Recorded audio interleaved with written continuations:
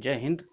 आज हम बात करेंगे बहुत ही इम्पोर्टेंट टॉपिक पे, मृदा प्रदूषण पे। ठीक है, इससे पहले मैंने आपको प्रदूषण पे लगभग 3 वीडियोस दिए हैं, जैसे वाटर पोल्यूशन हो गया, आपका एयर पोल्यूशन हो गया, और साथ में आपका नॉइज़ पोल्यूशन हो गया। तो इस पे मैंने 3 वीडियो आपको दिया है, तो आप इसको हमारे चैनल पे आके आप देख सकते हैं। ठीक है, देखिए हमारा चौथा वीडियो है प्रदूषण पे कि मृदा प्रदूषण क्या होता है, यानी सॉइल पोल्यूशन। ठीक है, ये जो किसान भाइयों हैं उनके लिए काफ़ी इम्पोर्टेंट है कि अगर मृदा प्रदूषित हो जाती है या मृदा में उर्वरक शक्ति की कमी आ जाती है तो कितना ज़्यादा हार्मफुल हो सकता है हमारी जनजीवन के लिए, हमारे मनुष्य प्रजाति के लिए। ठीक है, तो इसी पे जो है एक मैं आपको वीडियो दे रहा हूँ, काफ़ी अच्छा है, आप इसको ध्यान से देखिएगा। ठीक है, देखिए इसकी परिभाषा क्या होती है, जो मृदा पॉल्यूशन होता है, इसकी परिभाषा क्या होती है कि जब मृदा में कुछ ऐसे पदार्थ या तत्व मिल जाएं जिससे मृदा की उपजाऊ शक्ति प्रभावित होती है, उसे हम क्या कहते हैं, मृदा प्रदूषण के कारण भी समझ सकते हैं, या वो जो कारण होता है वो मृदा प्रदूषण कहलाता है। ठीक है,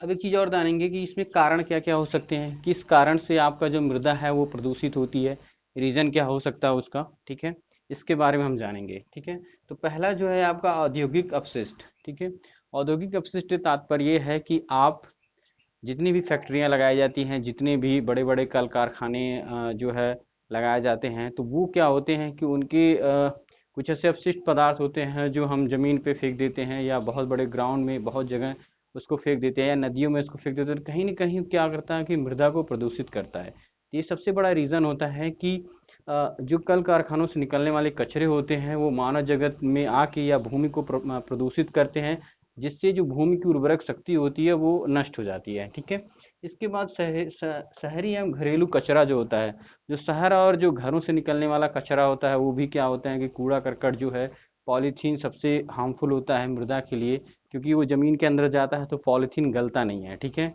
अब ज़िंदगी भर हज़ारों सालों तक वो उसी मृदा में पड़ा रहता है, जिससे पौधों को उगने में भी काफ़ी कठिनाई होती है। ठीक है, तो ये जो चीज़ें होती हैं, घरेलू कूड़ा कचरा जो कचरा होता है वो भी काफ़ी प्रभावित करता है। ठीक है, इसके बाद देखते हैं कीटनाशक दवाएं। आजकल देखिए जितनी भी, अगर हम अपनी जनसंख्या बढ़ रही है, साथ में जनसंख्या बढ़ रही है, तो उसके साथ साथ हमें जो है ज़्यादा से ज़्यादा मात्रा में हमें क्या करना, फसलों को उगाना होता है। तो फसलों को उगाते हैं तो साथ में हम जो है कीड़े मकोड़ों से बचाने के लिए, जो कीट पतंग है उनसे बचाने के लिए, फसलों के लिए हम कीटनाशक दवाओं का प्रयोग करते हैं। तो इतनी मात्रा में कीटनाशक दवाओं का प्रयोग होता है, जिससे क्या होता है कि ये पूरा जो एक मृदा होती है, जो अपनी उर्वरक शक्ति को धीरे धीरे खोने लगती है, जिसकी वजह क्या होता है कि आपकी जो फसल जितनी होनी चाहिए वो उतनी हो नहीं पाती है। तो कहीं न कहीं ये चीज़ हम देख सकते हैं कि जो कीटनाशक दवाएँ होती हैं, इसका भी काफ़ी ज़्यादा प्रभाव पड़ता है। उसके बाद है मृदा अवसाद। मृदा अवसाद से मतलब ये होता है कि धीरे-धीरे कोई भी मृदा होती है, जैसे एक जगह से उठ के कहीं दूसरी जगह चली जाती है। जैसे आपका आंधी तूफान हो गया, ठीक है? साथ में जैसे बाढ़ अगर आ जाती है तो क्या होती है कि एक जगह से मृदा को खन के कहीं दूसरी तरफ नदियाँ ले जाती हैं। तो ये भी एक मेन रीज़न होता है कि मृदा को प्रदूषित करना। ठीक है?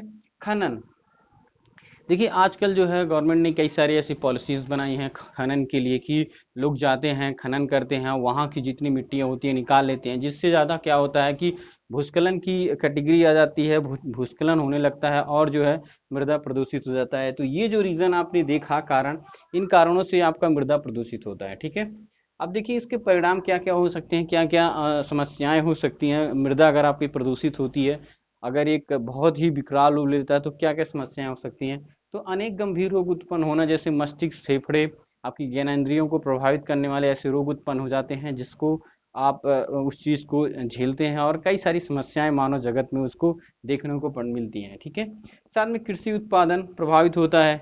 कृषि, अगर मान लीजिए कोई भी भूमि वो है उपजाऊ नहीं है, तो वहाँ पे आप कितनी भी कोशिश कर लीजिए तो धीरे धीरे उस भूमि की ऊसर हो जाती है। ठीक है, तो ऊसर होने का भी एक रीज़न होता है कि जो भूमि होती है वो ज़्यादा उत्पादन नहीं करती है, तो एक एक ऐसी कंडीशन आ जाती है कि जो भूमि होती है वो प्रभावित हो जाती है। ठीक है, साथ में क्या होता है कि जैसे अम्लीय वर्षा भी एक सबसे मेन रीज़न होता है कि अम्लीय वर्षा से भी क्या होता है कि जो भूमि होती है वो प्रभावित होती है, और उसकी उर्वरक जो क्षमता होती है वो कम हो जाती है। ठीक है, मृदा क्षरण, मतलब मृदा क्षरण का मतलब होता है कि आप देख सकते हैं कि जब भी आपका भूमि प्रदूषित होगा, खनन होगा, तो मृदा का क्षरण होता है, मृदा का कटाव होगा, भूस्खलन देख रहे हैं आप न्यूज में, तमाम ऐसी चीजें आ रही हैं जिससे क्या हो रहा है कि मृदा जो है भूस्खलन की कैटेगरी आ रही है, रोडों पे रोड रोडों पे जो मैदान खिसक के आ जा रहे हैं, पहाड़ दरक के आ जा रहे हैं, तो ये सारी समस्याएं इसी का एक उदाहरण आपको देखने को मिल सकता है।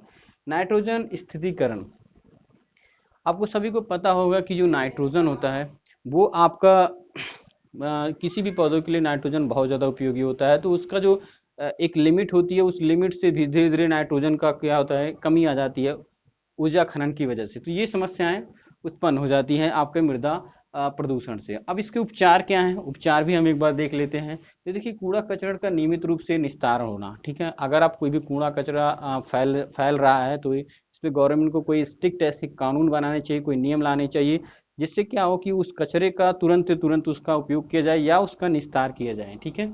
रिसाइकिल भी एक आपका प्रोसेस होता है जिसके थ्रू आप कचरे को अच्छे ढंग से उसको रिसाइकिल कर सकते हैं।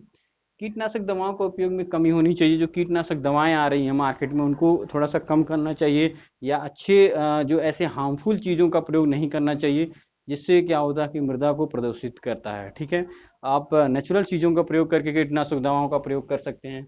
कंपोस्ट खाद का उपयोग करना चाहिए, जहाँ पे ज़्यादा मात्रा में आप केमिकल वाली चीज़ें यूज कर रहे हैं वहाँ पे आपको कुछ कंपोस्ट वाली जो खाद होती है उसका प्रयोग करना चाहिए।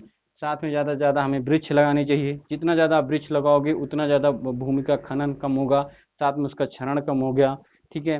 तो एक जो डाइवर्सिटी है, जो एक पर्यावरण जो है कंप्लीट करता है, उसको एक बनाए रखने में काफ़ी मदद करता है।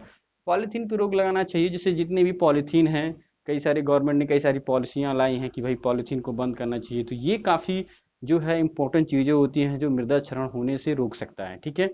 तो अभी आपने देखा कि ये किस तरह की चीज़ें मैंने आपको एक मृदा प्रदूषण पे एक अच्छा टॉपिक मैंने आपको सभी को दिया, ठीक है।